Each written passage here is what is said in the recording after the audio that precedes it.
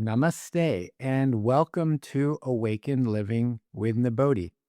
Today's topic is a subject that I've been asked to speak about for years, actually, long before this podcast existed. And the time just hasn't felt right. And now Jupiter's moved into Cancer, its place of exaltation. Rahu is in Aquarius, expanding all sorts of things, expanding every area of life. And it feels like the time is right. So I hope you're ready because this is going to be very exciting, very interesting, very challenging, maybe for some. And it's a very important subject because it's at the forefront of modern medicine and ancient medicine. Today I'm talking about psychedelics and mostly about psilocybin, but psychedelics in general. And I'm looking at it from a Vedic viewpoint, from the ancient Vedic wisdom on Ayurveda, yoga, Vedic psychology, transcendental consciousness, and what this has to say about it. Also looking at some of the modern correlations to it.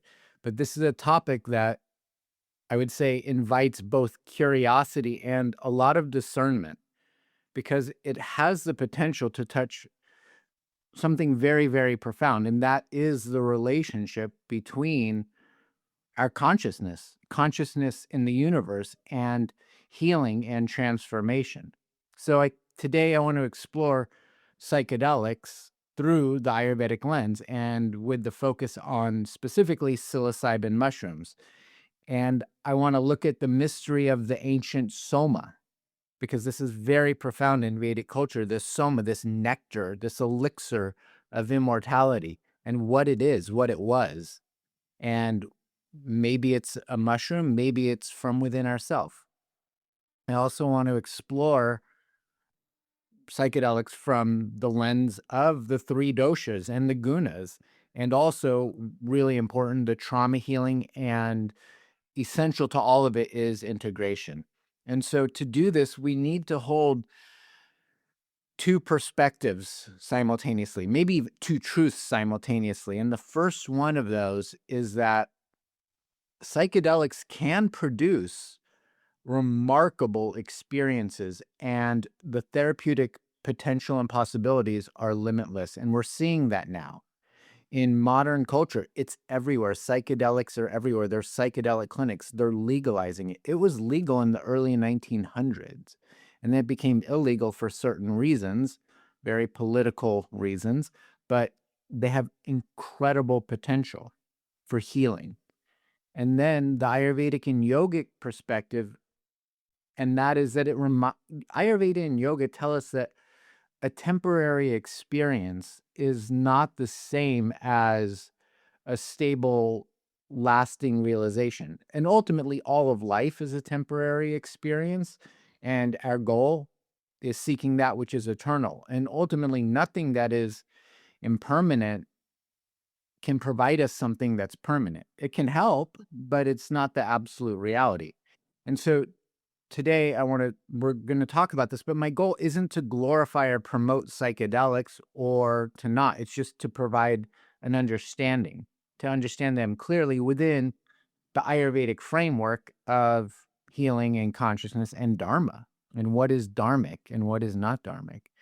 So first, understanding what are psychedelics. That's a really important thing. The word psychedelic comes from, it's a Greek word. It means mind manifesting or soul revealing. So already that's a very good thing. We're trying to manifest higher states of consciousness. We're trying to have mindfulness. We're trying to reveal who we truly are to ourselves. And psychedelics are substances or experiences that can temporarily alter our perception, alter cognition, change our emotions, the way we process senses, this whole sensory processing system, and ordinary or normal sense of the self.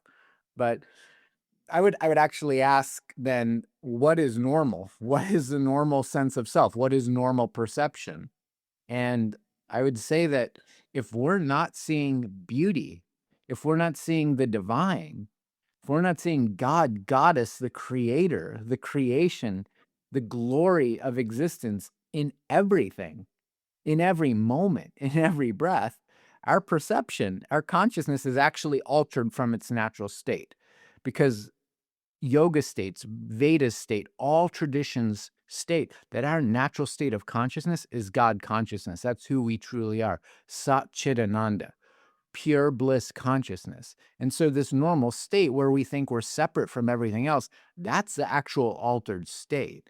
And maybe psychedelics help put things back in order, help us remember. But we have to also pay attention to the ancient teachings that Ayurveda and yoga tell us that we can still have that same remembrance through mantra, through meditation, through yoga practice, through pranayama, through fasting, through doing seva, through doing selfless service, through hanging out with enlightened masters can also do this. And this is interesting because Harvard University is one of the biggest studiers of the biggest researchers of psychedelics in neuroplasticity and neurocognition in trauma healing. But in the 1960s, there were researchers there, the great Western yogi Ram Dass and Tim Leary and Ralph Metzner. And they were exploring psychedelic therapy in Harvard. And they were kicked out of Harvard for this. And thank God they were, because that sent Ram Dass to India. And he met his guru, Maharaji Neem Karoli Baba. And he wanted to know what this medicine was, what this psychedelic was. And so he gave his guru a large quantity of LSD. And he consumed it. And his consciousness, Maharaji's consciousness, is so elevated that that medicine did nothing to it. It didn't change its consciousness because his consciousness was already established in the supreme truth. And what Maharaji said was that this was a medicine that they used to use, the yogis used to use, but now they don't use it anymore. And he said, what it can do is allow you to come into the room and to be with God. But then after some time, God kicks you out and you have to get back on your own. And so then the Westerners hanging out with Maharaji asked him, okay, so how do we know God? How do we raise Kundalini? And Maharaji's answer was so beautiful and so simple. Love people, serve people, feed people. That's seva, that's selfless service. We can attain the highest truth. Ultimately, in this universe, the highest truth is love. God is love. And if you actually have the ability to hang out with someone who is capable of unconditional love, that's the universal jackpot. That is the most transformational experience in the whole universe, is unconditional love. From the absolute nothing of creation, the Brahman, which is a word we give for the undescribable expanse of the beginning, beginningless end, or the Tao. And the Tao Te Ching says, the Tao that can be named is not the true Tao. It's unspeakable. That place, the whole creation is for unconditional love. So if you're in the presence of unconditional love, that is the highest state of human existence. That's the highest state of universal existence. But until we get to that point, until we meet that person, we need help. We may need help. So the Ayurvedic view on psychedelics is interesting because Ayurvedic doesn't actually explicitly discuss psychedelics in any of the classical texts. And what it does do is address certain aspects of that, substances that alter consciousness, or intoxicants, rasayanas, things that rejuvenate or expand our life form. Medya rasayana, these are substances that can enhance our cognition or awareness. So Ayurveda classifies certain areas of substances, but they don't specifically talk about psilocybin. And I think from this lens, psychedelics do have the potential to offer a very complex and maybe paradoxical understanding, because they can be understood as a substance that alters consciousness with potential for insight, medya rasayana. But it also can be highly destabilizing if they're not used properly, because they can aggravate the manas, they can aggravate the prana, the mind and the life force. So Ayurveda looks at any substance on this planet not with any kind of moral judgment. We can see anything here as food, medicine, or poison, depending on who, what, when, where, why, and how it's being used, why it's being how. But with a specific substance, it's determined whether it's useful or not by its effect on our dosha, our bodily constitution, its effect on our Agni, our digestive capacity. And that's not just food, that's our mental Agni, how well we are assimilating life's experiences, and the effect on our Ojas, our vital essence, and also the effect on the mind. There's 3 Gunas to the mind: sattva, rajas, tamas. And the effect on that any substance has on the mind is it providing us clarity and harmony in mind. And so those are the key principles that we need to look at, because a substance is not inherently healing or harmful. It depends on the context, the dosage, the integration, all of this. So I think it's important that we define psychedelics from an Ayurvedic language. And if we translate psychedelic into Ayurvedic terminology, we would describe it as manas vikara dravyas, agents that alter the mental field, or chetna pravartika, that which activates or expands our consciousness, or shukshma dravya, any substance that is extremely penetrating into the deep channels. And so something that can penetrate deep into the nervous system, into the psyche, something that can rapidly alter our perception and dissolve structures, and that can spread quickly throughout the body before digestion. So this actually explains the rapid and systemic psychoactive effects of psychotropic, psychedelic substances. And what are the common substances that we're talking about? Number one, psilocybin mushrooms. And I'm going to get into that much more extensively as this talk goes on. But there's a lot of them. There's the ayahuasca tea, which is a combination of 2 different plants. There's DMT, which comes from different plants as well. There's peyote, mescaline, huachuma or San Pedro cactus, LSD, which can be synthesized, but it also comes from a lot of plants. There's iboga, which is a plant that grows in Africa. There's 5-MeO DMT, which comes from the Sonoran desert toad known as bufo. There's a lot of places in nature that these psychedelic substances exist naturally, and supposedly it exists within the human pineal gland. DMT, dimethyltryptamine, is being classified as the God molecule.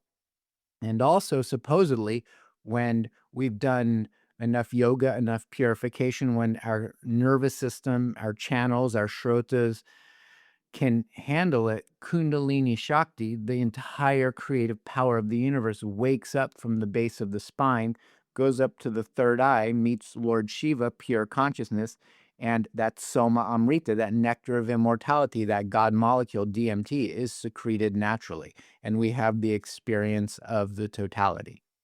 Okay. These substances are also known for producing that similar state. And these states can include altered states of time and space. The time and space continuum pretty much dissolve. Definitely increasing emotional awareness and sensitivity. For sure, imagery, vivid imagery and symbolic thinking and perception. Mystical and transpersonal experiences. In the 60s, they gave psychedelics to religious teachers and leaders and followers of every tradition on the planet, and all of them said they had mystical, transpersonal, transcendental experiences. And that led to a temporary loosening or dissolution of the false ego identity. And then another thing that the psychedelics does, which is where it really can help in therapy, I mean, all of these are very valuable, but really is that it can give us access to buried memories, feelings, traumas, and give awareness to them, give meaning to them. And so that we can understand why those things happen and how we can use those traumas to integrate our lives into something that is beautiful and healing and transformative. And we can attain the purpose of life, which is Dharma, Artha, Kama, and Moksha, the 4 goals of life, knowing the self.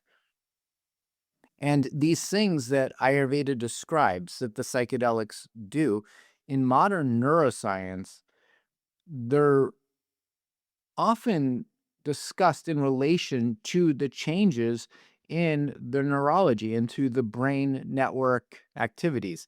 And the same thing, the loosening of the rigid self-referential thinking.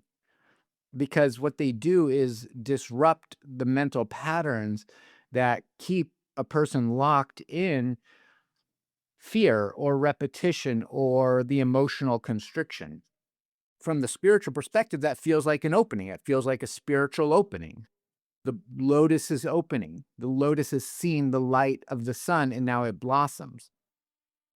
From the Ayurvedic perspective, that needs to be understood carefully. It's important that this is not misinterpreted, because Ayurveda sees the human being way beyond just the physical body. It understands life as this layered continuum of physical body and mind and energy and intelligence and cosmic consciousness. And that's often described in yoga as well through the koshas, the 5 koshas, the bodily sheaths. We have a physical body, we have an energetic body, we have a mental body, we have the wisdom body, and then we have the bliss body. And this matters because psychedelics often seem to move awareness beyond the ordinary mental identity into those deep layers of experience. And they may intensify the sense of our prana, our life force, being way beyond just the physical body. And it also can go deep into the physical body, into the subconscious, and it can bring the subconscious, unconscious programs, material to the surface. And it brings it to the surface so we can free ourselves from those shackles that bind us, from that trauma. And it can also, at the same time, reveal this spacious, blissful, transcendental state. In order to really experience this in a good way, Ayurveda has a concept called Agni, which is our digestive fire. And Agni plays a really important role in the processing of psychedelics, because Ayurveda teaches us that all experience has to be digested, and that includes our food, that includes all of the emotions, all the sensory inputs, all of life's events, and our spiritual experiencing. And Ayurveda classifies 3 types of Agni. There's Jatara Agni. I mean, there's a lot more Agnis, but 3 main Agnis. Jatara Agni, which is the physical digestion. And there's subcategories of that. That's not really relevant to today. Manasa Agni, which is the mind digestion, the mental digestion, how well we're digesting our experience. And then Buddhi, the intelligence or discernment, how well we're processing everything.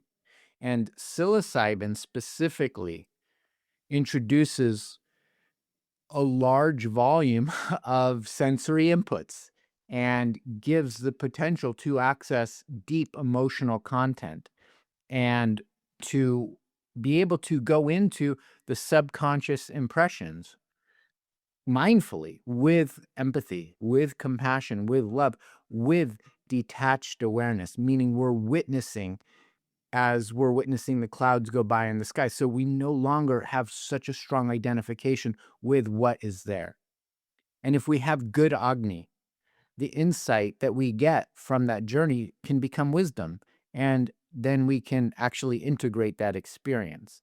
But if the Agni is depleted or weak, those experiences can be very destabilizing. They can lead to more confusion, more overwhelm, psychological fragmentation, and also spiritual bypass. So integration is essential. Set and setting is essential. We have to be able to digest consciousness on or not on psychedelics. And it's the same thing with the yoga practice. I've seen so many times people are so enthusiastic. They've heard so much about yoga. They had some small experience and they want to go deep, and they go so full on into a yoga practice, Kundalini yoga or breath work or something like this, without the proper set and setting, without the proper preparation, and fry the nervous system and go into dysregulated states. So in Ayurveda, regardless if it's psychedelics or yoga or pranayama, there's a central question. Does the experience create a true transformation, or is it simply just a temporary opening? And that distinction is critical because a yogic experience or a psychedelic experience may reveal truth, but Ayurveda is mostly concerned with whether or not that truth is becoming embodied, if it's grounded, if it's stabilized, and how well we're integrating that into daily life. And that is a great mystery. And there's this mystery of Soma. Ayurveda has this concept of Soma, Soma Amrita, the nectar of immortality. It actually goes back before Ayurveda. It's in the Rig Veda. And Soma is described as this sacred elixir, a divine medicine, a source of vitality, of inspiration, and immortality of consciousness. In the Rig Veda, there's hymns to Soma that illustrate something luminous, ecstatic, enlivening, and transformative. And scholars have been trying to figure this out forever. Spiritual seekers, ethnobotanical experts have been trying to figure this out because the descriptions in the Rig Veda, in these texts, really do suggest altered states of consciousness, altered from what we perceive as normal states of consciousness. And so we really want to know what that state is. Is it a plant? Is it a group of plants? And so there's a lot of theories about what it actually is. Some have proposed that it's a mushroom called Amanita muscaria, known as fly agaric. Some have said that it's the plant ephedra or Mao Huang, which exists in a lot of different places, but it's not that psychedelic. It does open the pranic channels, which if we're doing holotropic deep, profound breath work, we can enter that mystic state, but it's not so much that. Cannabis. And cannabis is an interesting thing. It's not a plant that I actually resonate that much with, but the human body, every human body has an endocannabinoid system. There's 104 endocannabinoid receptors in our brain. So our brain is actually wired for this cannabis plant. And in Ayurveda, it's called Vijaya, which means great victory. And I'm not promoting going out and using cannabis, not at all. But it's used in a certain way in Ayurvedic medicine. But we get now what's called the runner's high. When you run, you enter into a flow state. You're actually, through running and breathing properly, we activate all 104 endocannabinoid receptors, and we can have a mystical state just from running. Okay. Some have said that the Soma is a combination of herbal preparations. Some think that it's a lost species. Now, it's interesting because in India, there's a few plants that grow. One is called Syrian rue, Peganum harmala, which is used in conjunction with some of the other plants that naturally have DMT. If our pineal gland naturally has DMT, does this plant have the potential to awaken that God molecule within us? Another plant that grows all over the world, really, is called Hawaiian baby wood rose, Agrea nervosa, and that contains natural LSD. And that plant grew all over India. So making it the seeds into a tea, who knows? Okay. And then psilocybin mushrooms. And this is where I've put a few things together.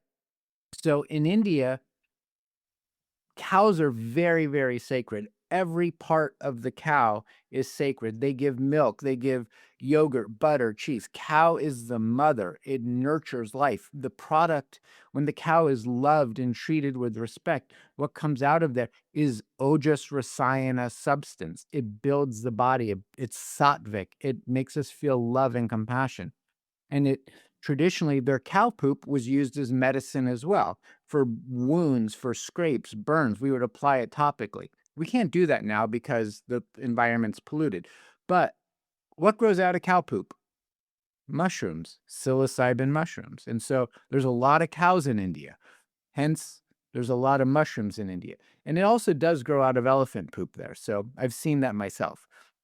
So there's a connection there. So there is, there's no real clear way to determine what the Soma was. We can't say for sure that it was psilocybin. We can't say that it was anything. We don't know. There's no records of that left. So it's just speculative. But the comparison is profound because Soma is described in a way that resembles the psychedelic states. Remember, it's expanded perception, ecstatic insight, heightened vitality, contact with divine realities, a sense of immortality or transcendence, transformation of ordinary states of consciousness. Okay. Again, this doesn't prove that Soma was a psychedelic, but it does show why many people are making that meaningful connection. Again, all of these things can be attained through yoga, through meditation, through breath work, through the darshan of enlightened beings who are in that state of unconditional love. It doesn't have to be through an external substance. In the yogic traditions, Soma was not an external substance. It was the symbol for the inner Amrita, the inner nectar, the nectar of our awakened consciousness, which ultimately is the essence of immortality, or the bliss that arises through spiritual practice and spiritual realization.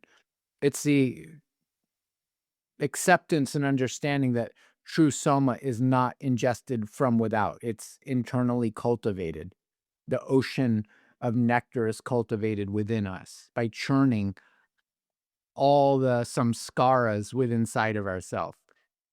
And there's a story in the ancient Vedas, in the mystic stories, where the gods and the demons were churning the ocean to get the Amrita, the Soma Amrita, the nectar of immortality. The gods and the demons, they exist within us. Our good thoughts, our bad thoughts, right, wrong, the duality. So as we do spiritual practice and churn the internal ocean, the nectar of Amrita rises from within. That happens through the yogic Ayurvedic practices of meditation, of pranayama, of self-inquiry, of devotional practices, of singing bhajans, kirtans, singing the divine names. The names of God are vibrational frequencies that change our consciousness. We can enter into ecstatic states by singing to the divine. Chaitanya Mahaprabhu was a great Bengali saint who spent 24 hours a day, his whole life, just singing to the divine in the most godly, intoxicated state. There was no separation between him and the universe. There was no separate identification. The Kundalini was completely awakened. And then others enter into a deep state of samadhi. Samadhi means the same as the universe. There's no separation. The consciousness is merged in that. So that is a very important distinction for Ayurveda and yogic people. External substances may point towards transcendence, may even give a taste of it, a temporary experience of what is possible. But the tradition ultimately emphasizes do it from within. And now I want to really switch the awareness to the Ayurvedic view of psilocybin specifically. And Ayurveda doesn't name psilocybin in any of the classic texts, but we can interpret it through the effects that it has through Ayurveda's principle. So psilocybin, I would classify as a substance that's subtle, it's penetrating, it's definitely very rapid in action, it's expanding, it's expansive, it's mobilizing, and it's definitely consciousness altering. And so from an Ayurvedic perspective, we would say that the qualities are shukshma, tikshna, like this. It's subtle, it's lightening, it's expanding. And basically it means that it can move through the body-mind system quickly and affect perception in a very profound way. And it's likely the energetic qualities are that it moves prana very quickly, very strongly. It reveals the hidden impressions, it loosens the fixed structures, it opens us emotionally and transpersonally. So, it the challenge with it is that what opens the mind, whether it's yoga or psilocybin or any substance, can also destabilize the mind if we're not prepared. And so each person is different. There's 8 billion of us on the planet. Everyone is unique. And so we have to consider the three doshas in anything, in any food, in every beverage, in any substance. So psychedelics are not different. Psilocybin's not different. So for a vata person, psilocybin is going to increase vata the most. I think any psychedelic is going to increase vata the most because vata governs movement. Vata governs prana, life force. It governs all the nervous system activities, all sensation, imagination, change. And under the influence of psilocybin, vata-like qualities are definitely amplified. Okay. Thoughts move much quicker. Sensations become much more vivid. All five senses become way more activated. The sense of time and space become very fluid. The time-space continuum ceases to be what we consider reality. Perception is expanded. The mind becomes very, very sensitive. And this can create insight, and it can lead to immense creativity and openness. Some of the most amazing art and music in the world have been created under the influence of psychedelics. The most amazing, the most transcendental. But if vata is excessive, if the journey, this experience is excessive, that person can very easily experience anxiety, fear, overstimulation. This is what people call a bad trip. There's no bad trips in my viewpoint. There's just difficult trips, inexperienced, unprepared trips. Okay. It can lead to incredible overstimulation. It can create insomnia, and it can create disassociation and fragmentation, and really in a way that makes it difficult to return to center. So for a vata type, grounding is absolutely essential. Warmth, steadiness, routine, nourishment, safety, set and setting. And that's not just with psychedelics. That's with meditation. That's with yoga practices, breathing practices, with anything. But it's especially true with psychedelics. It's especially true with psilocybin. Now, for a pitta, pitta's response to psilocybin is usually with intensity and clarity, and sometimes intense clarity. Because remember, pitta governs fire, it governs discernment, it governs transformation and truth seeking. So psychedelics can really intensify pitta in ways that feel like divine insight, or at least a lot of insight, emotional and psychological breakthroughs, visionary clarity, and a strong understanding of themselves and the universe. And it also can lead to a confrontation with one's self-deception, looking at one's ego and really having to face it. But Pitta is capable of doing that. And this can be really, really useful for someone whose life needs honest reflection, who's ready to do some deep work. But like with Vata, if Pitta can also become excessive. And then one of the things that Pitta has a tendency to do is burn out. So, Pitta can overheat. The nervous system can overheat. And it can also lead to judgment and anger and misguided spiritual ambition, or even a need to control more. Pittas, when they're not regulated, have a need to control. And if a pitta wants to control the process, that can go terribly wrong if they're under the influence of a psychedelic. So for pittas, they need to also have set and setting, intention, everything. But going into an experience and during and after cooling practices, pittas need to surrender. They need to cultivate humility and gentleness. Those are essential. Now, a kapha is going to respond very, very differently, because kaphas have a tendency towards stagnation, heaviness, and emotional suppression, and psychedelics could really help loosen that up. Especially psilocybin can really help with kapha having a deep profound emotional releases and this great opening, and even support their movement, relief from that dull depression, and create a sense of lightness of being and a connection. Because kapha often isolates and is depressed and repressed, and it can create a sense of connection, one to oneself, one back to nature, to the world, and back to the universe.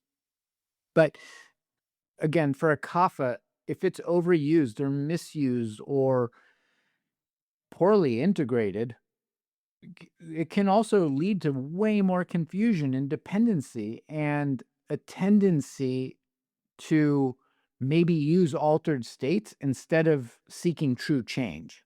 Remember, it can be a tool. It's another tool in the garden. It's not the be all end all. So for a kapha, the challenge is not just simply having the experience, it's using the experience and then taking that into action and using that for vitality and transformation.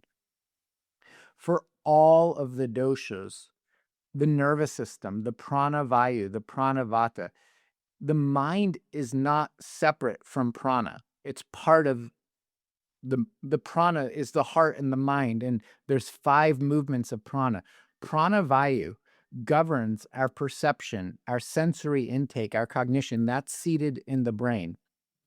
Udana vayu, that's around our throat area, governs our expression and our insight and communication and upward movement of consciousness, while Vyana Vayu circulates and distributes our experience.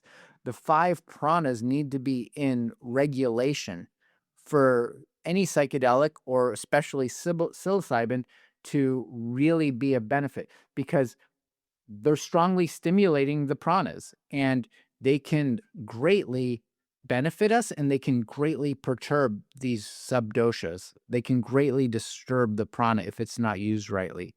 So it's really important.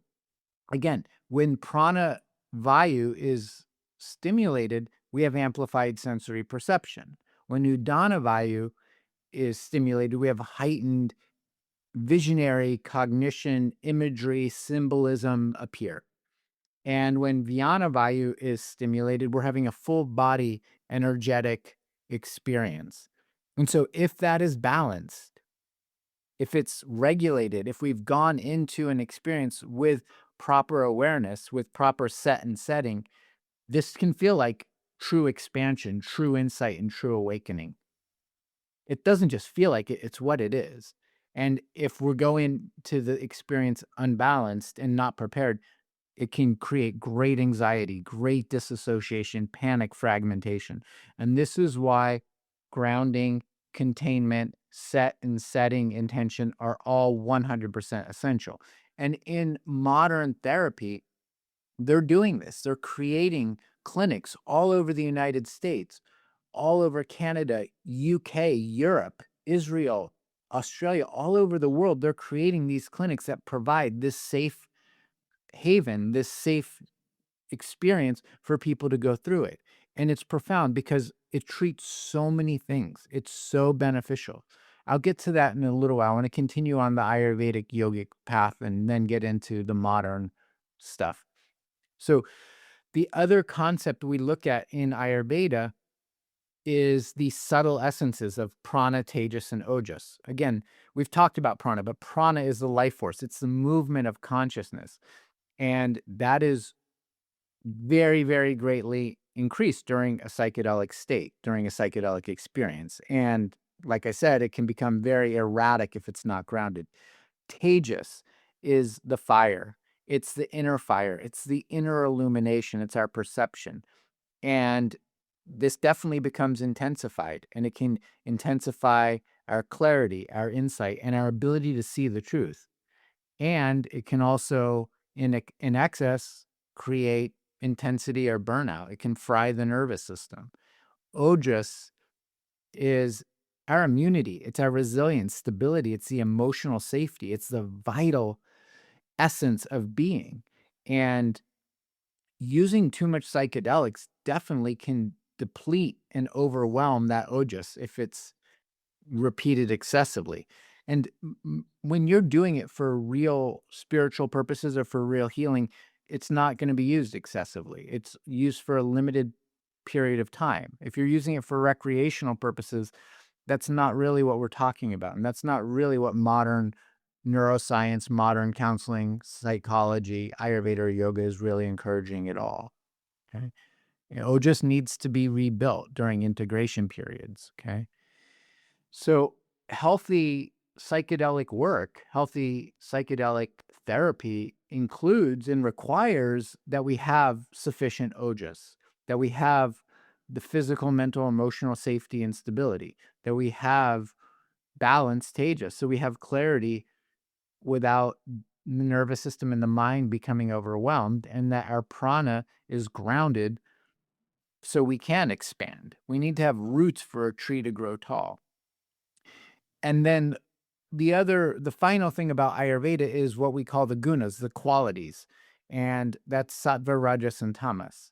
And this is where a lot of the psychology, the modern psychology, is leaning on, because these psychological factors really determine the use and the need for it and how well we move through these experiences.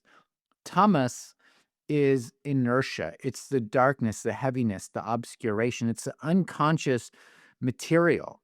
And psychedelics will bring that material to the surface, whether it's unprocessed grief or known or unknown fears, our shadow patterns, our emotional numbness, our repressed, depressed, suppressed traumas. And this is really helpful, a major part of the healing process. That hidden material sometimes, a lot of times, needs to be seen before it can be transformed. And it needs to be done with safety, number one. That's essential. And compassion and empathy and love, unconditional love, really. And that's, I think, why anyone would actually even consider doing a psychedelic therapeutic session of any type, is because the old way of looking at things isn't working and healing needs to happen. The rajasic energy is the energy of movement and activation and intensity and change.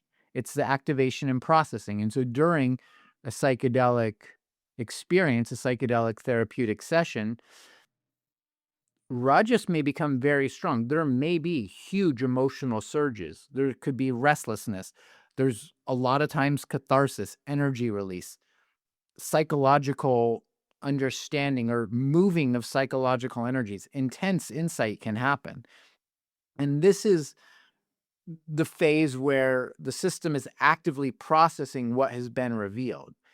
And then the most important part is transforming all of that into sattva, the clarity, the integration, the harmony, the balance, and taking what was revealed into a state of illumination. And many people do report highly sattvic states during or after psychedelics. And that means their hearts, their consciousness is filled with compassion, with curiosity, with awe, with gratitude, with presence, forgiveness, a peace, a sense that the universe is sacred and divine, a unity consciousness, that there's a oneness behind all of it. Okay? But sattva itself is not the experience itself. Real sattva, the quality of sattva, is what remains after the body and the mind and our consciousness have integrated what we went through, what was shown. And that's really probably the most important Ayurvedic teaching about psychedelics. Okay. A beautiful experience is not the same as a life that's been transformed. Even doing a yoga practice, going to a yoga class, is not the same as being in the state of union. We need to take all the experiences of life and use them for awakening, for love, for consciousness. Okay. So Ayurveda does present concerns. I mean, it's not just Ayurveda. Modern neuroscience has concerns too. But with Ayurveda, there's some concerns, because Ayurveda really, I say, values stable long-term healing over dramatic instant changes, dramatic insight.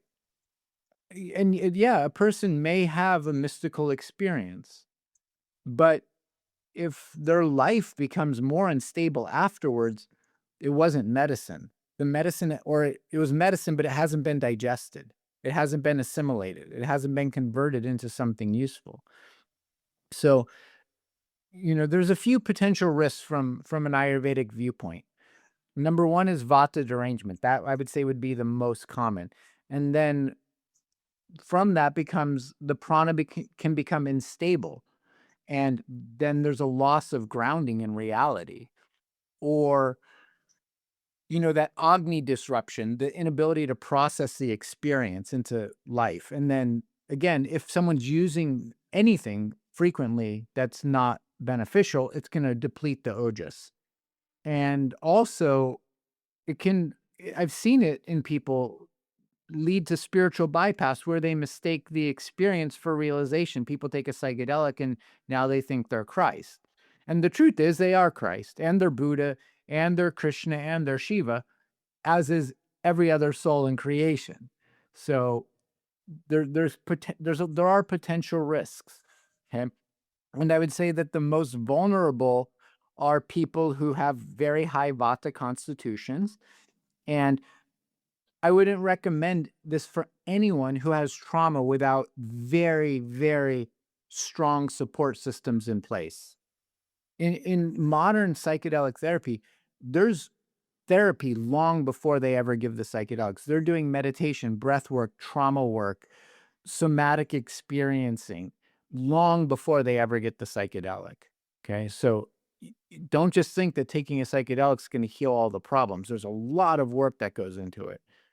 Okay.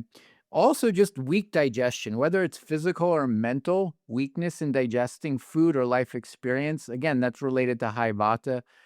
If someone is not established in grounding daily practices, it could be really problematic. And yeah, so those are the things. And so basically, from an Ayurvedic viewpoint, the question with any psychedelic, with any substance is that going to increase sattvic qualities of life? Is it going to strengthen your ojas? Is it going to help your discrimination? Does it, will it enhance your compassion and empathy? Is it stabilizing to the nervous system? And does it support Dharma? Does it support your purpose in life? Does it help the person become more embodied? If the answer is yes to these things, if the answer is yes, it's improving ojas and sattva and compassion and nervous system and dharma, then it may have genuine healing value. If the answer is no, then it's just another experience, like riding a roller coaster. And that is really one of Ayurveda's great gifts to the modern psychedelic culture. It's not asking what can be seen during the session, what the experience can be, what can happen afterwards, how can we transform lives, how can we transform suffering into peace, into contentment. Okay? And that's that's Dharma. Ayurveda's purpose is Dharma, and psychedelics have a Dharma. That's the Vedic contribution to all of this is Dharma. Is it's not did you have a profound experience? Are you more aligned with you, your Dharma, Swadharma, your specific purpose? The creator, when the creation happened, there was infinite souls created, eternal souls, and each one has a very specific purpose in this universe. And one of our goals of life is to find out what our purpose is and live our purpose to the full purpose. And if you don't know what your purpose is, the purpose right now would be to figure out what that purpose is. And so maybe the psychedelics can help give you insight into what that purpose is. But a sign that we're aligned with that medicine, with that yoga practice, with that breathwork practice, is that we do feel greater compassion, that it's easier for us to have a clear decision-making process, yes. And that we feel stable. We feel stably present in our life, and we feel the ability to respond, a responsibility. to ourself, to the community, to the planet, to the universe. These are dharmas. These are what dharma states. Okay. And if you do a psychedelic experience and these are not the result, I think it's more just entertainment of the mind. It's not really engaged in transformation. Okay. So that's the Ayurveda and yoga perspective from Nibodhi's perspective.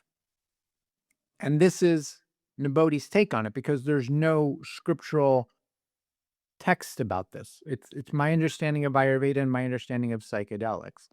So I want to now switch more to looking at psychedelics and trauma in modern medicine because I'm really passionate about trauma because trauma blocks us from being our true self. In 2020, I had the opportunity due to circumstances in the world to start studying trauma therapy and study with Gabor Mate, compassionate inquiry, and really that set me off on a great exploration in healing trauma, and especially through the Vedic lens, but through any lens, any method, all methods. There's one truth, there's many paths. There's infinite healing methods that can get us there, but we need to heal our trauma.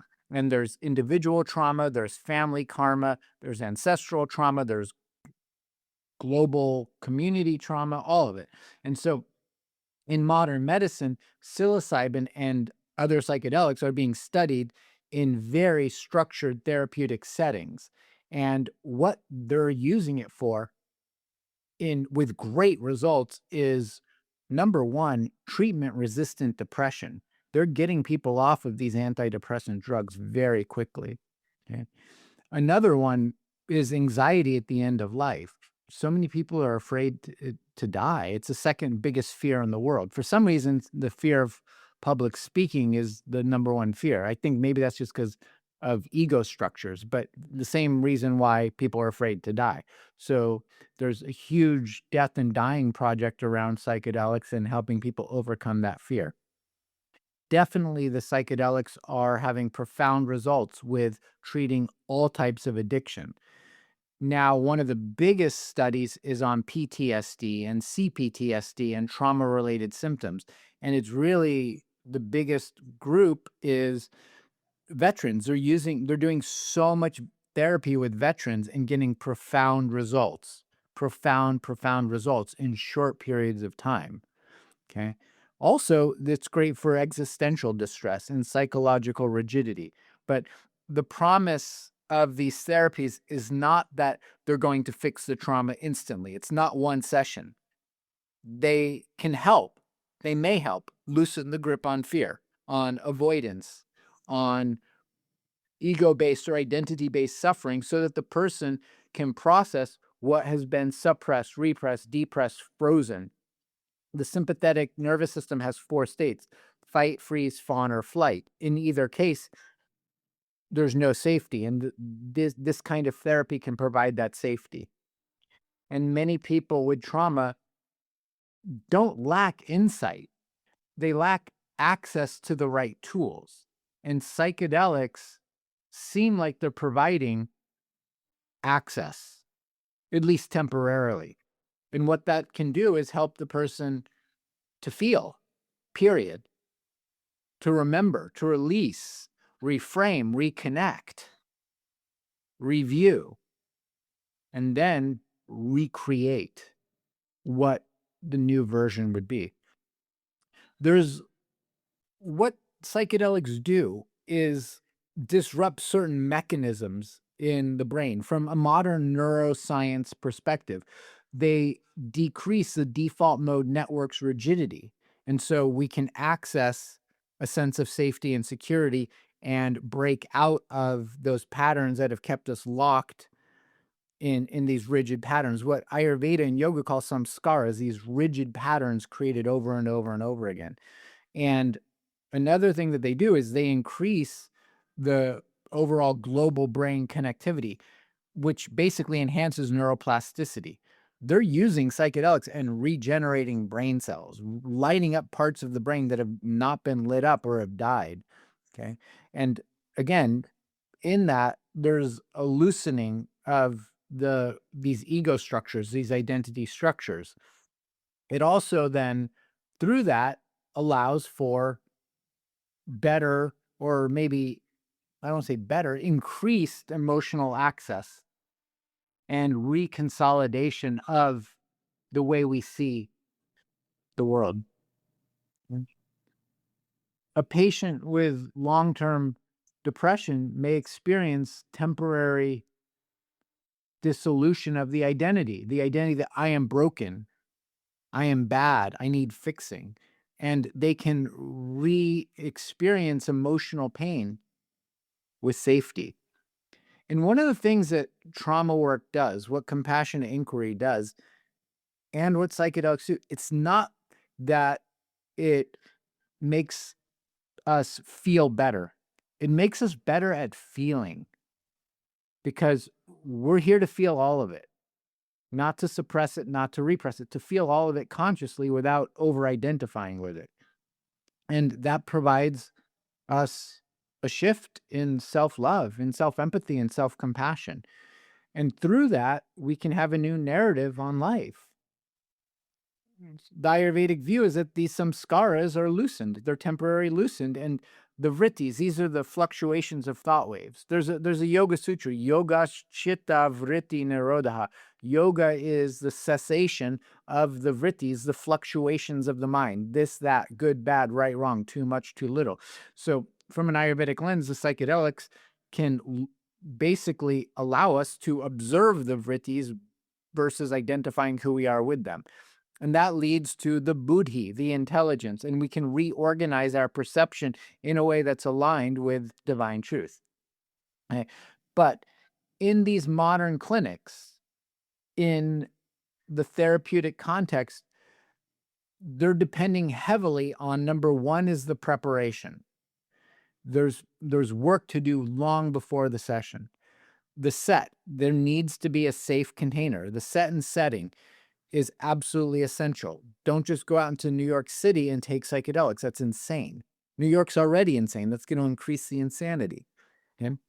They need skilled guidance, and they're training psychedelic therapists all over the world who are filled with compassion, who have also studied breath work, compassionate inquiry, somatic training, things like this. So skilled counselors, guidance, safety, integration, preparation, setting, skilled counselor, skilled compassionate guidance, safety, integration. Every single one of those steps is essential. The substance alone is not the therapy. The process around the substance is the therapy. The substance is just giving access. And if you look at trauma through the Ayurvedic lens, I can't not go back to Ayurveda. I have to keep going back to it.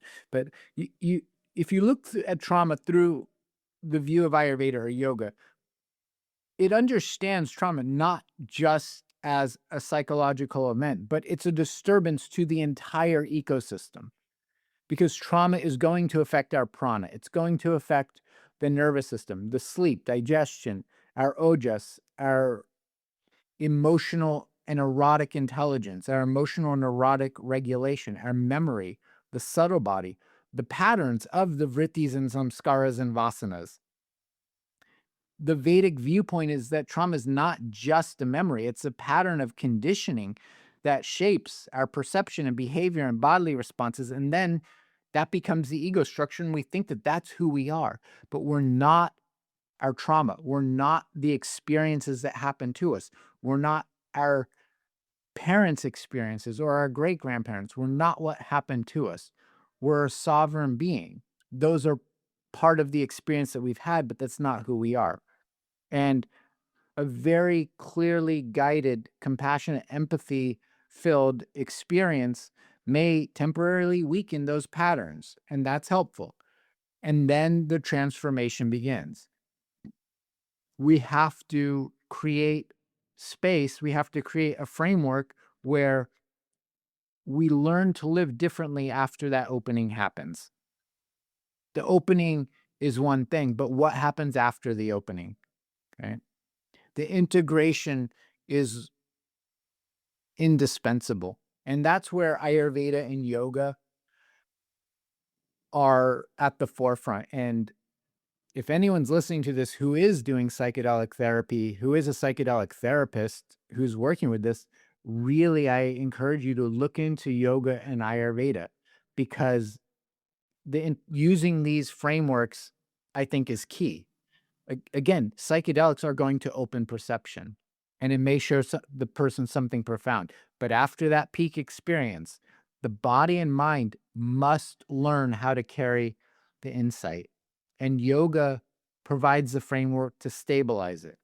Ayurveda offers the tools to integrate it. The Vedic psychological framework reframes the entire consciousness.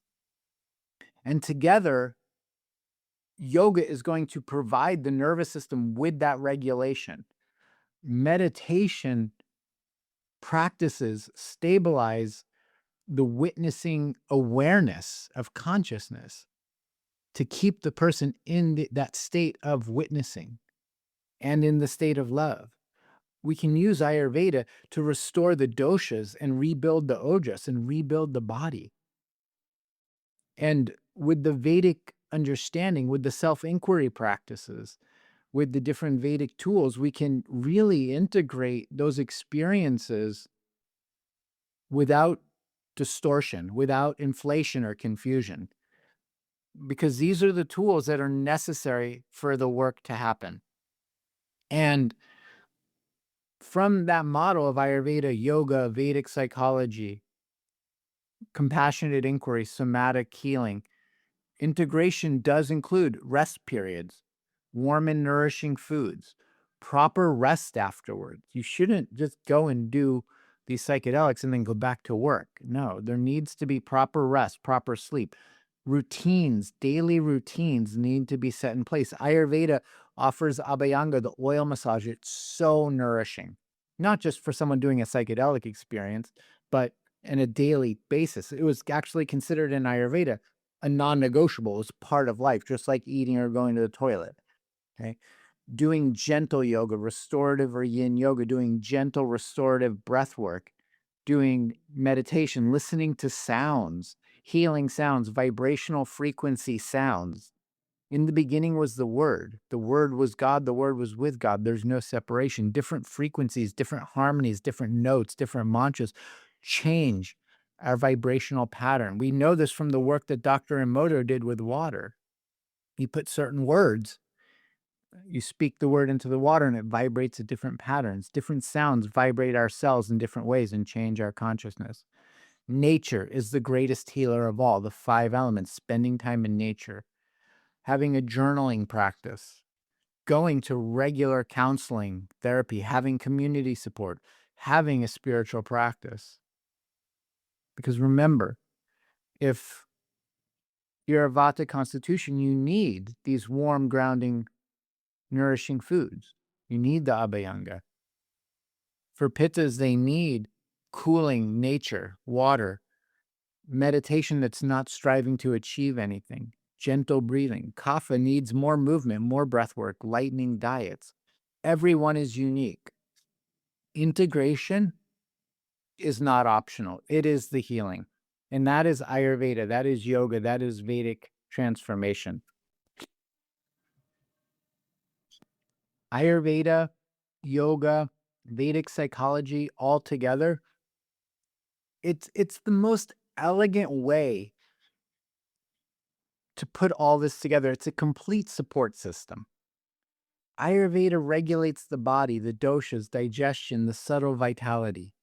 Yoga stabilizes our awareness, our breath, our movement, our inner discipline. The Vedic psychology helps us understand our mind, the mind's conditioning, the ego identity structures, and helps us to really learn how to witness the self. So together, these pillars create a container in which psychedelic insight can become embodied wisdom. But without the container, the experience may just remain a dramatic experience, but it may not integrate into life.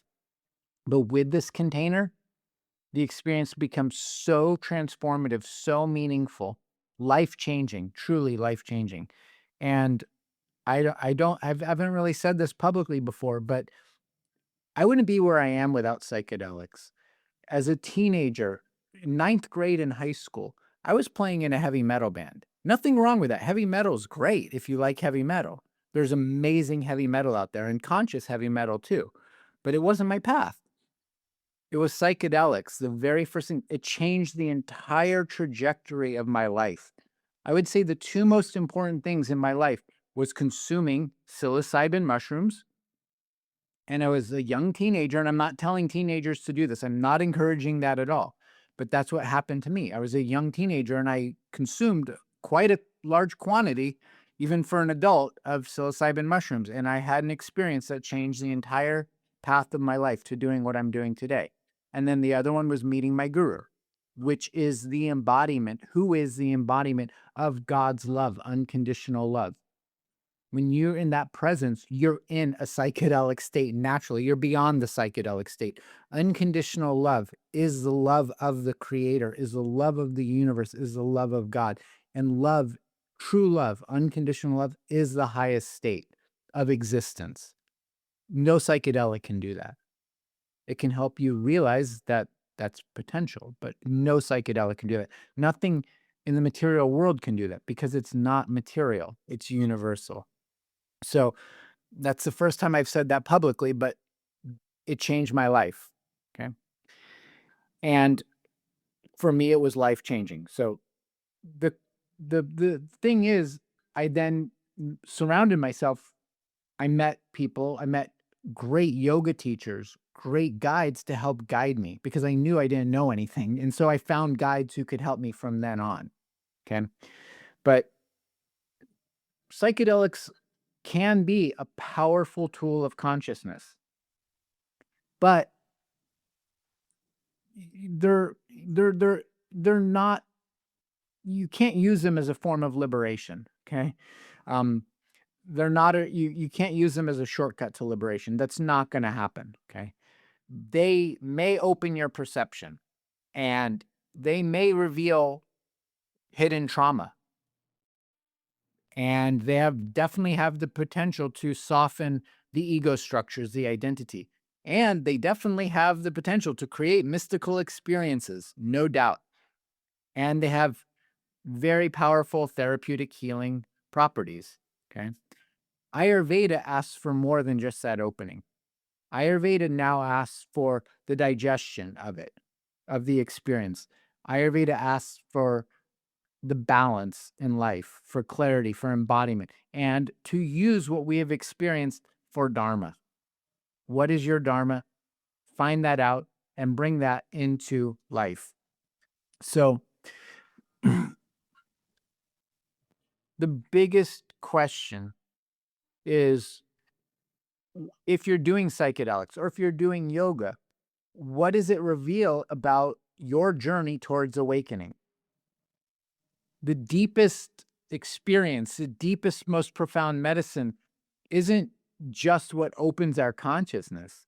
It's what allows that consciousness to become reality and to be filled with empathy and compassion and wisdom and to be free. The goal is not to get high. The goal is to get free. So psychedelics, from the Ayurvedic perspective, or at least from my perspective of the Ayurvedic perspective, they're not to be glorified or rejected. Like any other herb, like any other substance, like any other practice, they may reveal what's hidden in the architecture of our mind. And even our spiritual practices, eventually we let them go. We use them to cross the ocean of samsara, but they're just the boat to get us across the ocean. We have to get out of the boat. Once you're free, you're not attached to the boat anymore. It's just another tool, a very powerful tool, a very subtle and powerful tool if used properly. Again, they can very, very, very strongly amplify the state of the nervous system. They can reveal the contents of our subconscious or our unconscious. They can loosen the ego identity structures, but the value entirely depends on preparation. And that needs to be structured around our dosha, our Agni strength, our mental strength, our Ojas. And that's why Ayurveda is essential in this framework.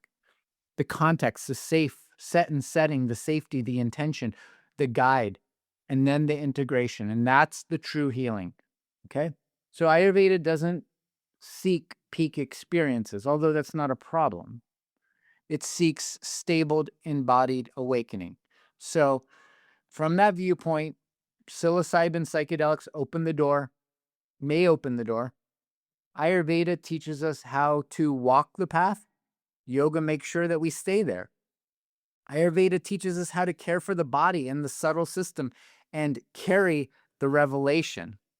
Yoga teaches how to maintain that awareness. And the Vedic psychology shares with us how to understand the patterns that lead to our own suffering, because suffering, just plainly put, sucks. Pain is inevitable. Suffering is avoidable. Okay?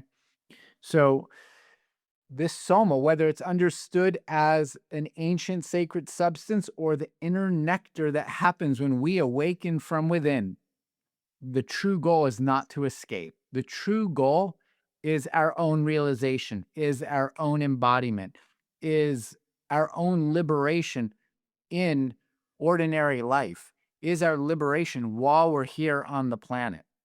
And that is the meeting point between Ayurveda and psychedelics, in my perspective. It's not about intoxication, it's about transformation.